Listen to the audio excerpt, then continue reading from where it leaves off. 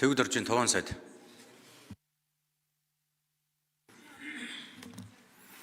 За, засгийн газраас та бүхний байгуулж өгсөн одоо хүлээлгсэн засгийн газраа тэгээд ажиллаад хийж байгаа эрхлэх асуудлынхаа хүрээнд асуудлаа оруулж ирж байгаа. Хилцэн батлан шийдвэрлэх бүрэн эрх нь бага ард түмэн улсын хурлын гишүүдэд байгаа. Тэгээд өнөөдрийг хүртэл бас засгийн газрын үйл ажиллагааг дэмжиж явдагт нь бас талархлаа илэрхийлье. Цаашдаа ч гэсэн бид хэд Монголын ард түмний одоо нэг номерын эрх ашигын төлөө нэг нэгнийгээ сайлах муулах биш, нэг нэгнийгээ одоо доромжлох биш, хамтарч ажиллаж ард нь гарнаа.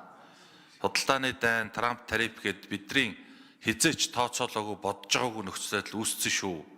Ковидын хууль гэдэг шиг ийм нөхцөл байдал бас үүссэн байгаа шүү. Тэгэхээр бид нар урднаас илүү эвтэй, урднаас илүү хамтын ажиллагаатай байж энэний ард гарнаа гэж бодож байна. За ганхүй гишүүн бас одоо энэ татварын хуулийн асуудлыг ажлаас гахлаад явж байгаа. Тэгээд энэ дээр бид бүхэн олон зүйл дээр саналаа солилцоод санал нэгдээд явж байгаа. Баялагын сан өөрөө 19 оны үндсэн хуулийн өөрчлөлтийн дагуу 24 онд батлагдсан ийм хууль. Баялагын сан өөрөө амнаатын татвараар одоо бүрддэг.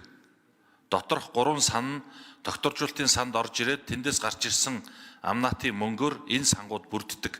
Тэгэхээр энэ одоо амнаатын татварыг бол гарч байгаа борлуулж байгаа бүх биржээр зарсан зараагүй бүх бүтээгдэхүүнээс жишг он тогтоогод авж байгаа. Тэгэхээр энэ амнаатын татвар дээр бол энэ ямар нэгэн амнаатын төлбөр дээр бол энэ ямар нэгэн өөрчлөлт орохгүй гэдгийг бас энд хэлье. За бид нар бас засгийн газар дээр энэ ард иргэдийн маш их шүүмжил байгаа. Маш их хэмжээний уул уурхайг ашиглаж гэн, борлуулж гэн, одоо зарж гэн.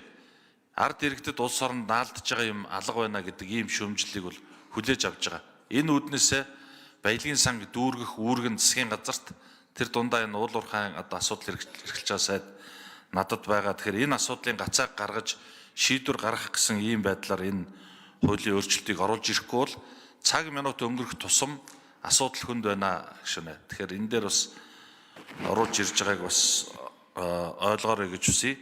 За бүтээгдэхүүн солилцооны асуудал дээр бол та дэмжиж байгаа, энд бол талархаж байгаа. Тэгэхээр өөр арга байхгүй юм л да. Иргэдтэй уулзахаар яг өнөөдрийн байдлаар Улаанбаатар хотод ихэд 157 сургууль шаардлагатай байна. Энийг барих төсвийн чадамж алга. Тэгэхээр бид нар нэг Японы өвсний үндсээр манай сургуулиудын шинжилгээг хийсэн шиг иргэдийнхаа нийгмийн энэ асуудлыг шийдэхэд засгийн газарт өөр арга алга. Дэд үтцийн томоохон та бүхний засгийн газрын үйл ажиллагааны хөтөлбөрт баталж өгсөн мега төслүүдийг хэрэгжүүлэхэд мөнгө хөрөнгө оруулалт хэрэгтэй байна. Тэгэхээр өөр арга алга тэгэл оруулж ирж байна. За Сүрэн гав гишүүн тодруулж асууя.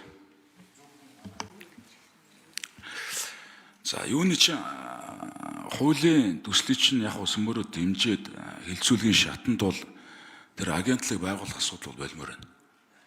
Агентлаг ингэж байгуулахгүй. Төсөв байхгүй. Ажлын албыг шууд агентлаг болгоод жилийн дундор оруулж ирээд ингээ байгуул явчихдаг асуудал биш байхгүй. Төрийн захиргааны төв байгууллага байгуулах гэж байна.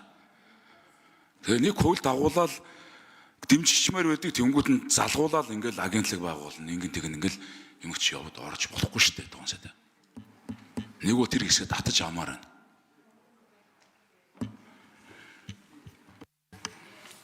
За Товон сайд. За тэгээд бас зовлон бол байгаа. Тэгэхээр тэр болгоныг яриад явах уу. Тэгээд энэ дээр бас энэ агентлагийн асуудлыг хилцэсгээ шийдчихэд тэр үед нь шийдчихээ. Энэ дээр одоо заавал байгуулна гээд дээрэс нь оронтоо нэмэх энэ гэсэн асуудал огт байхгүй. Мэдээж та ойлгож байгаа төсвийн хуулиар төсвийг батлаад өгсөн цалинтай ажилтны тоо нэмэгдэх ямар ч боломж байхгүй. Тэгэхээр байгаа. Яг өнөөдөр боловсролын сайдаас над дээр асуудал нь ирчихсэн. 33 хүнтэй, өмнө нь 103 хүнтэй байсан агентлаг өнөөдөр 33 хүнтэй ажлын алба байдлаар л үйл ажиллагаа явуулж байгаа. Өнөөдөр ураантай холбоотой асуудал дээр хэрэгжилтэн дээр маш их асуудал байна.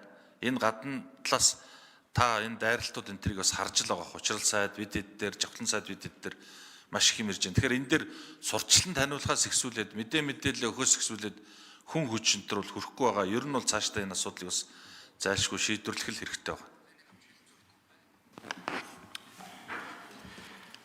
За Эренчин Бямбагийн Сэд дор жишээ асуулт асууя.